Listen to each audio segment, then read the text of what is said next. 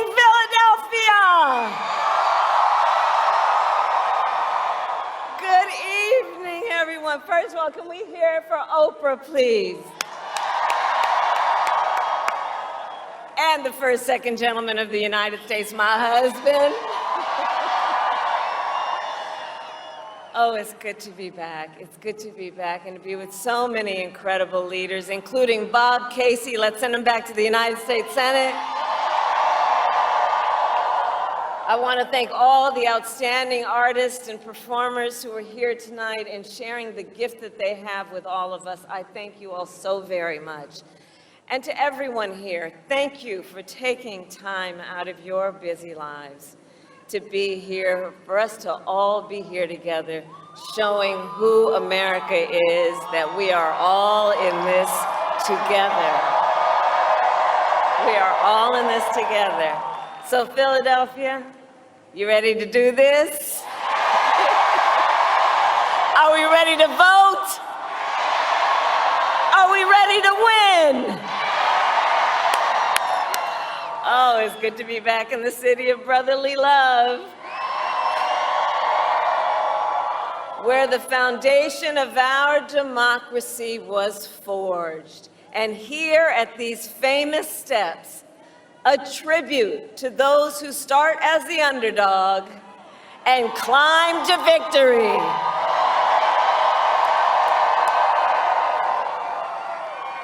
So America, it comes down to this. One more day, just one more day in the most consequential election of our lifetime, and the momentum is on our side.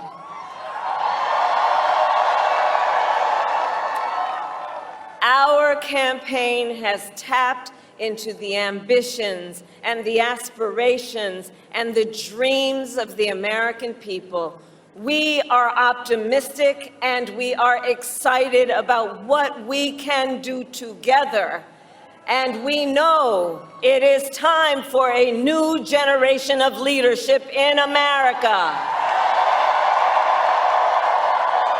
And I am ready to offer that leadership as the next President of the United States of America. However, the race ain't over yet, and we must finish strong, and this could be one of the closest races in history. Every single vote matters, so let me ask you, who here has a plan to vote?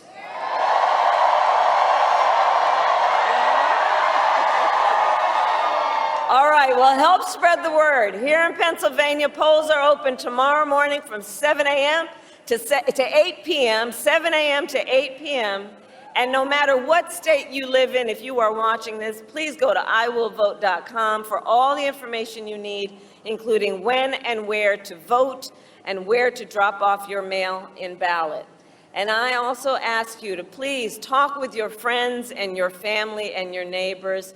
Share your perspective on why you took the time to be here this evening and why this election is important to you. Encourage folks to make their voices heard, because we need everyone to vote in Pennsylvania, and you will decide the outcome of this election, Pennsylvania.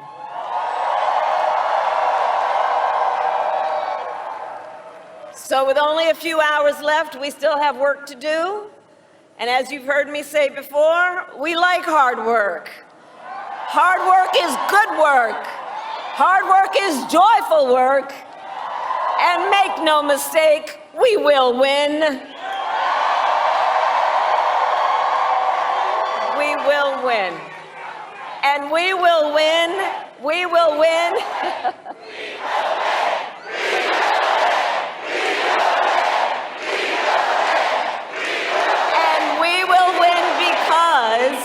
And we will win because when you know what you stand for, you know what to fight for. And we have an opportunity in this election to finally turn the page on a decade of politics that has been driven by fear and division. We are done with that. We're done. We're exhausted with it. America is ready for a fresh start, ready for a new way forward where we see our fellow American not as an enemy, but as a neighbor. And we are ready for a president who knows that the true measure of a leader is not based on who you beat down, but based on who you lift up.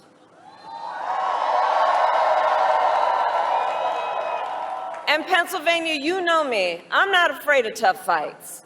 For decades, as a prosecutor and the top law enforcement officer of the biggest state in this country, I won fights. I won fights against the big banks when they ripped off homeowners. I won fights against for-profit colleges that scammed veterans and students, against predators who abused women, children, and seniors, against cartels that trafficked in guns and drugs and human beings.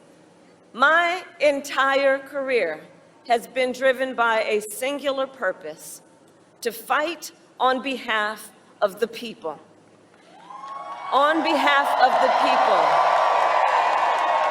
And it is my pledge to you that if you give me a chance to fight on your behalf as president, there is nothing in the world that will stand in my way.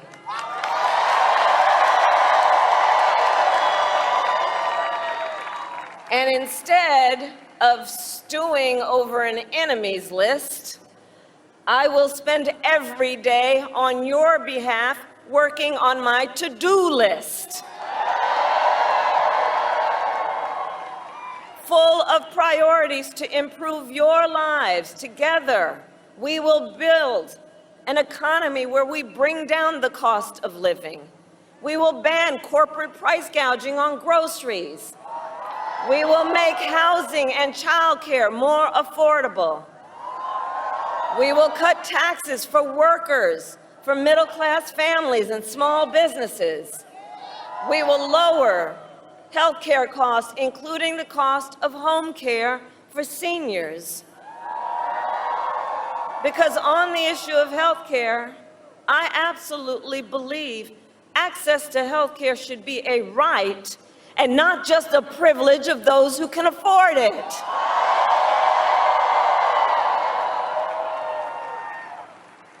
And to anyone out there watching this while we're here, who still is trying to get rid of the Affordable Care Act and take us back to the days when insurance companies could deny people with pre-existing conditions, well, Philly, you know what I'm about to say. We are not going back. We are not going back.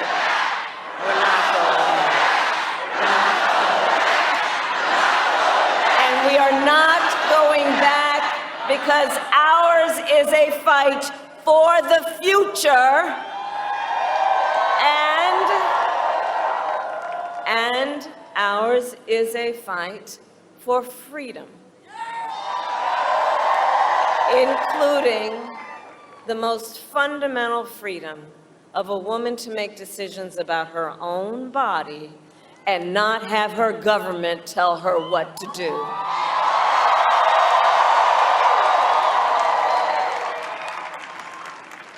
And when Congress passes a bill to restore reproductive freedom nationwide, as President of the United States, I will proudly sign it into law. Proudly. Proudly. So, America, I am asking for your vote. And here is my pledge to you. As president, I pledge to seek common ground and common sense solutions to the challenges you face. I am not looking to score political points. I am looking to make progress. And I pledge to listen to those who will be impacted by the decisions I make. I pledge to listen to experts. I pledge to listen to people who disagree with me. Because you see, I don't believe that people who disagree with me are the enemy. I'll give them a seat at the table. That's what real leaders do. That's what strong leaders do. And I pledge to always put country above party and self, and to be a president for all Americans.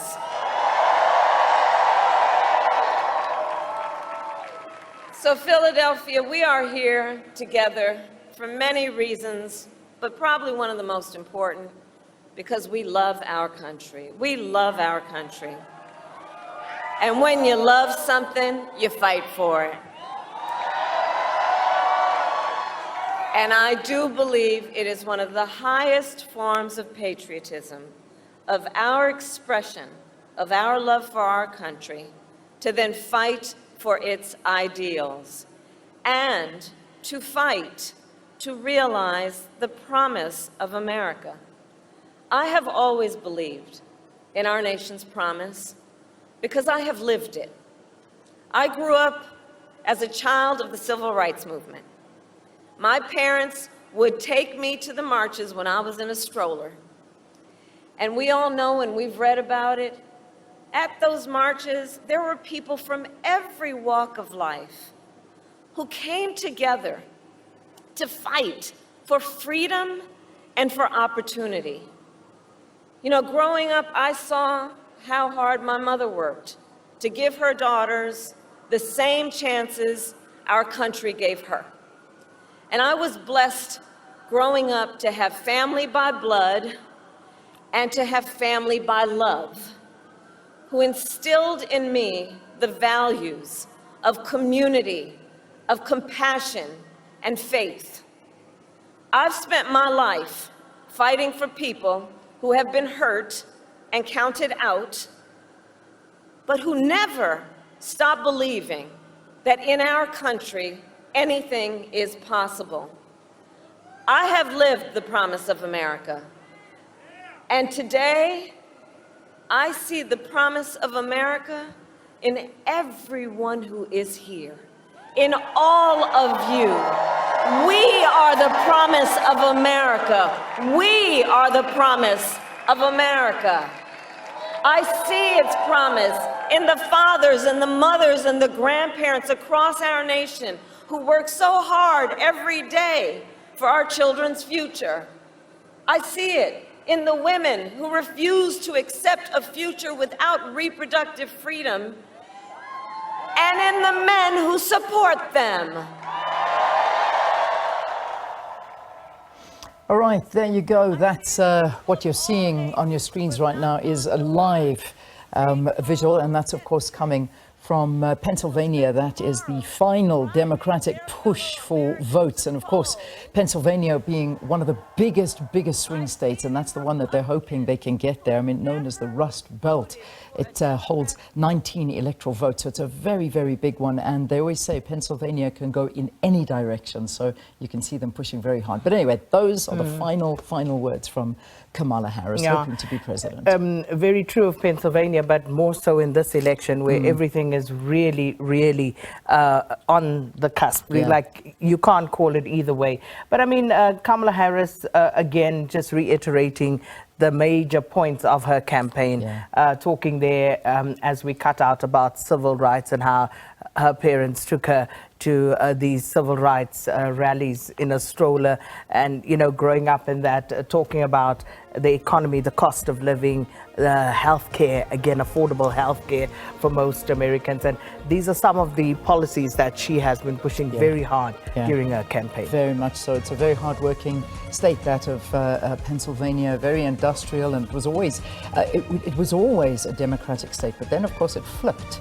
to being the Republicans. The Republicans took it in 2020, and now they're hoping to win it back from them. So this is that's a big tussle, and as you heard from her, this can go any way, like Sakina said.